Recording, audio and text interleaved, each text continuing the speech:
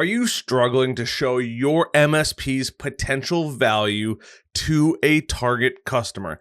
In this video, I'm going to be breaking down how you can get a ton of information without actually being in the client's environment, so that way you can come super prepared for your sales meeting. Now, before I get into today's video, I do have to mention my name is Harrison Barron. I own the company called Growth Generators. We help MSPs grow. That's really what we do, from sales to marketing, and we're even getting into some MSP management and organization. So if you'd like to either learn more, there are tons and tons of links down in the video description. I would highly recommend going and checking that out, from masterclasses to the Discord to other helpful links, freebies, and so on and so forth. I really recommend it. There's a ton of value down there.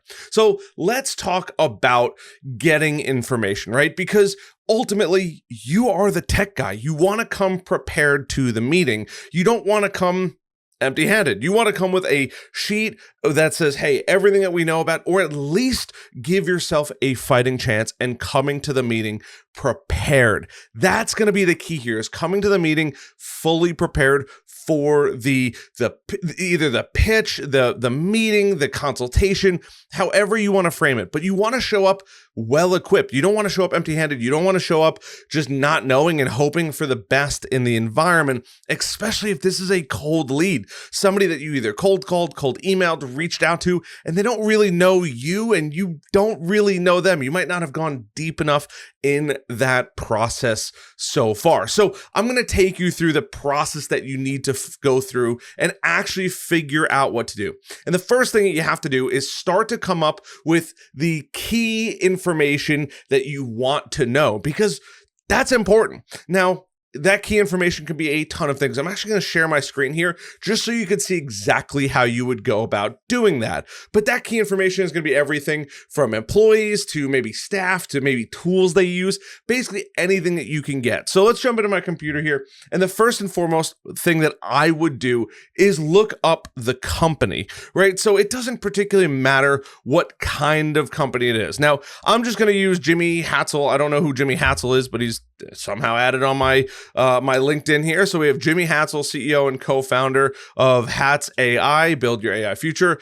Awesome. Now, what I would do is, obviously you can see the contact information here. It's going to give you all of that, but I don't care about any of that. I want to know who else is involved in there. Now, he might not be the best example because he's only been around for 5 months, but hey, you know what? Maybe he's got some VC funding. Maybe he's already brought on people. First thing I want to do is go to a company resource. This could be a website. This could be social media profiles. This could be, and even Googling who these people are. So I'm just going to go Hats AI. I'm going to just pull that in on another screen here, so that way I can just show that. But you want to start to look, what are they doing? Who are they targeting? What do they actually provide? Yesterday, we conducted a small release, improving user management. Perfect. And you're going to see here, every business for the most part has this. Tells you the industry, where they're located, the number of followers they have, and the number of employees, which is huge. And even seeing who follows this page. Now, small company, totally cool. And we want to see how many employees they actually have. So in here, right, we have the employees, we have project manager, we have Aiden Keogh, Nick Kim, right, investor. This is all good. This is good information. So we can see that more than likely there's probably around 6 people with the company. And we also want to go through the overview, right? 6 connections following it.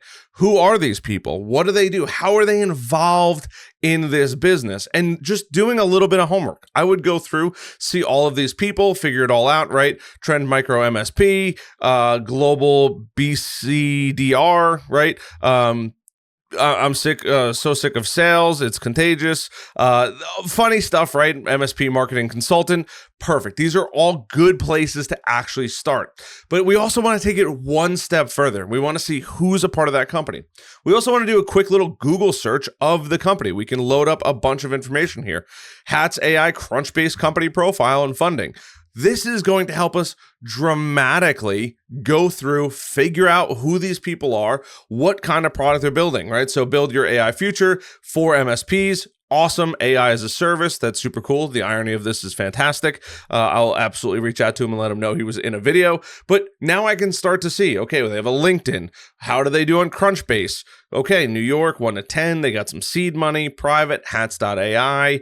All of this is good information. And what this is doing is now giving me resources. I want to check those public records. I want to see if they have any reviews. I want to see if they have any testimonials, because this is all going to help us grow, build the report to have a really deep conversation and understand who we're actually targeting through here. That is what you want to do. It should not be something super quick. You shouldn't be in the car slamming on your phone going, who is this company? What do they do? Oh my goodness, I'm not ready for it.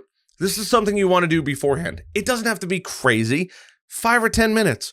But let me tell you, it's a lot easier to do it on your desktop when you can open up multiple screens than trying to hammer away on your phone right before you're about to sit down with your target prospect. Now that we have all of that, we have to start gathering some information and analyzing data. So this is important. Now there's a bunch of tools in here. I'm going to throw a lot at you. Now this happens to be a obviously digital company, not so much your target for an MSP, but that's okay. It's the same exact process. Now I've pulled up a bunch of tools here. You can use whatever you want. Some of them are going to do more, some of them are going to do less. But the goal is to equip you with knowledge so you can go into that sale, ultimately close it, and have them put some money in your pocket. So let's keep going through this whole process, because building this out is important. Now, and once again, you don't have to go get all these tools. Obviously, you work within your budget. Brand watch. Understand and engage at the speed of social. It's really good for figuring out who your target company is. Now, if you're going after a smaller businesses are going to have less information online. So it's just going to be harder to actually target. And that's totally fine. But it's important to know, maybe you're going for the 40, 50, 60 person company. Brandwatch is a great start. Another one, Clearbit, AI-powered business-to-business data. It's going to help give you information on the actual business. You can see in here, right? Domain, type, subsidiary, employees. All of this is really, really good information, especially if you want to go and just be prepared for your meeting. Yes, you might not get every single thing. Another one of my absolute favorites, I totally forgot to throw it in here, is a company called Happier Leads. Happier Leads is absolutely fantastic. You can see a bunch of information in the back end of their website, and you can see anonymous visitors. People are visiting your website. You can qualify them. You can engage them.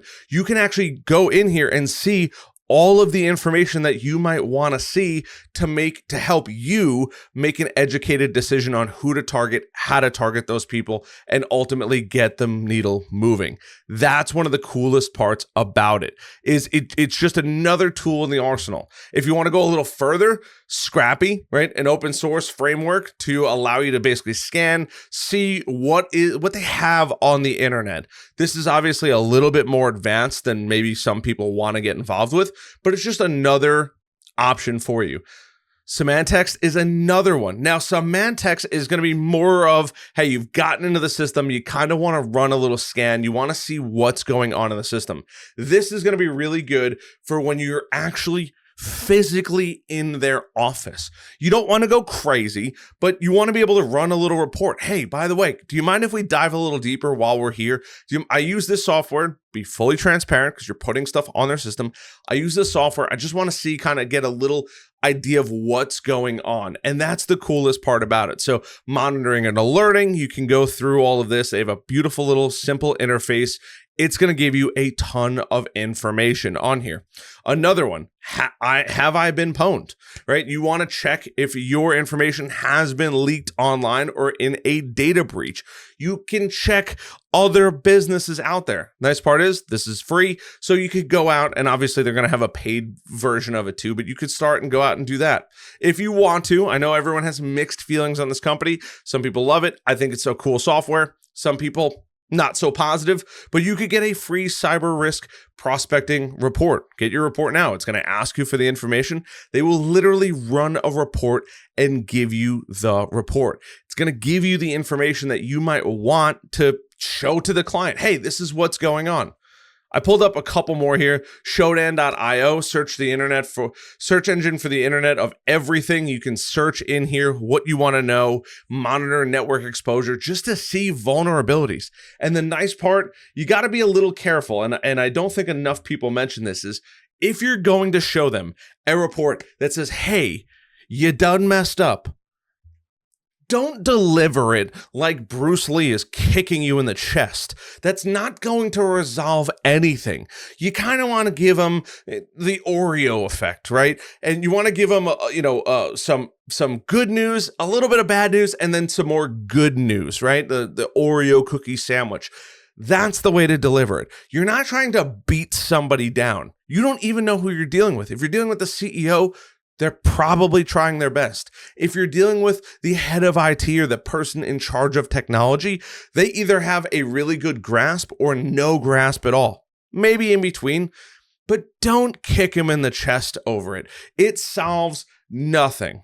Next is going to be rapid fire tools. You guys have heard me talk about it. It is a bit pricey.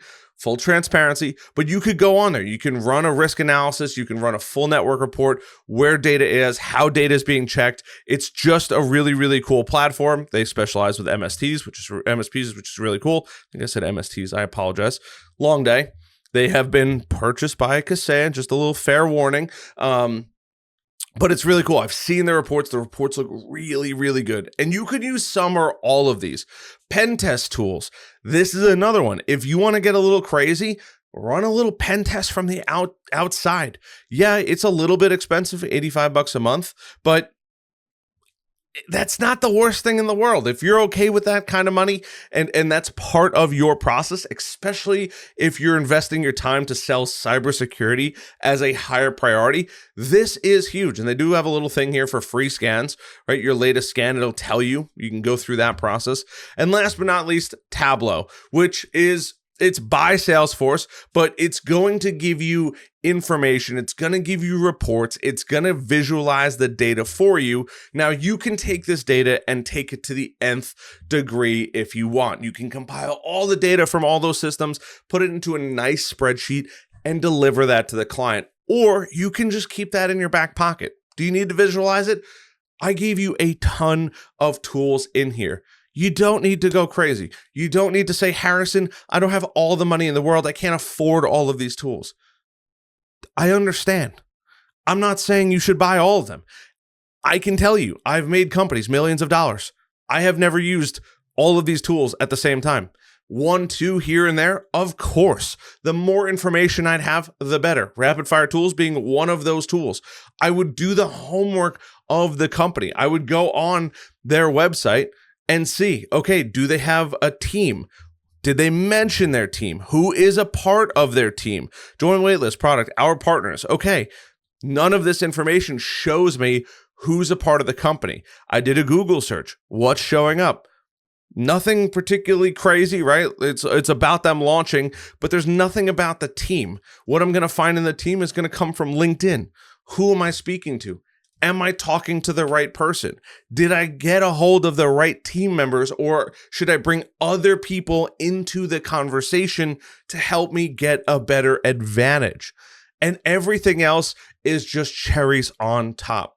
When you go into a sales meeting, especially a pre-sale, before they've actually bought from you and signed on the dotted line, you really want to make sure that you take the time to do your homework, to go through this process.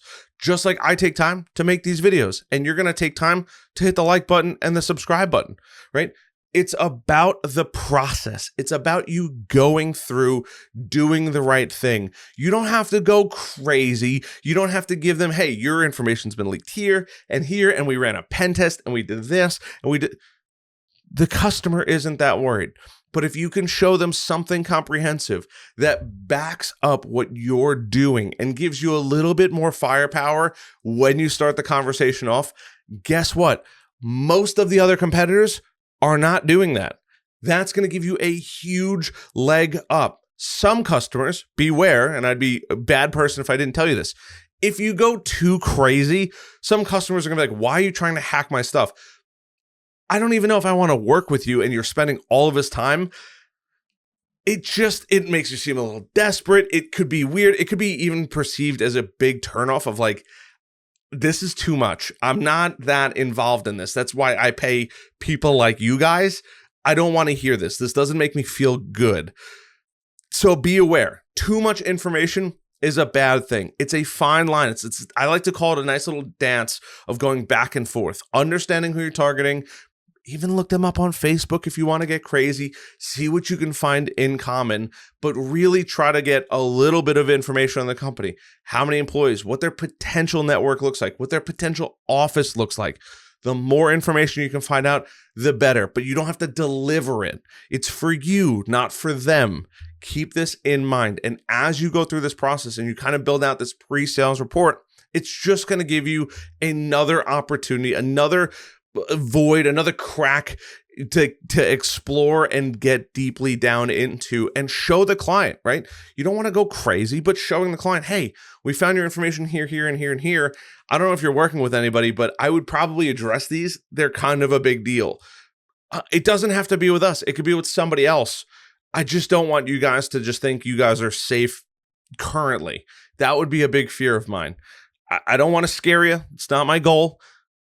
I wouldn't be doing the right thing if I didn't let you guys know about this. So that's the process that you want to go through. If you're looking for any of these links, I will leave the links down below. But once again, I want to repeat myself. Don't go crazy. Too much is a real thing, especially in this. Just enough to be dangerous in the meeting, enough to know about who you're dealing with, and then everything else after that is going to come through in a nice sales conversation that you speak to them, you walk them through it, you are happy to be there, and your goal is not to beat them down for doing the wrong thing. You want to earn their business. You don't want to send them home with their tail between their legs and they're upset about having a meeting with you. That helps nobody. So I hope you guys found some value in this. I hope you guys found some of these tools interesting. This is the process that I would go through and I have gone through, not to the extent of all of these softwares. Like I said, a couple is a good thing.